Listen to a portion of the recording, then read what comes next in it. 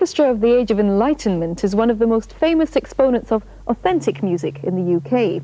They play classical music on original instruments in the style of the period in which it was written.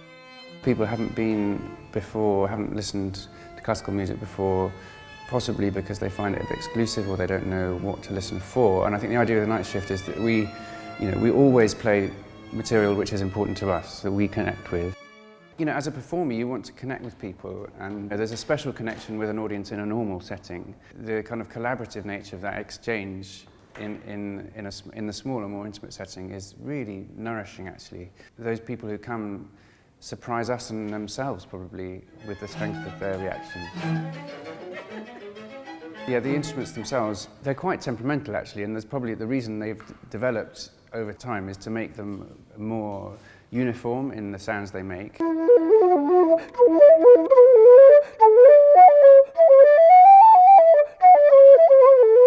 And probably more secure. A modern violin, for example, it's got steel strings and it's got a bow that makes an even sound all the way across the spectrum.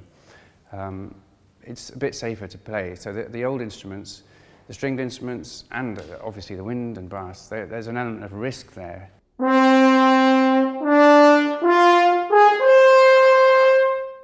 The history of music is one of composers demanding more and more from certain instruments. Like Beethoven with his piano, like they didn't have enough keys and he wanted it more, he wanted more and more. So you're quite often at the extremities of what an instrument can produce. And so if you actually use those instruments, you get that sense of risk, of danger, of pushing a little bit against the outsides of what the instrument's capable of. So that I think is something that we, as performers, we have to take that on. But it's something that makes live performance quite exhilarating as well.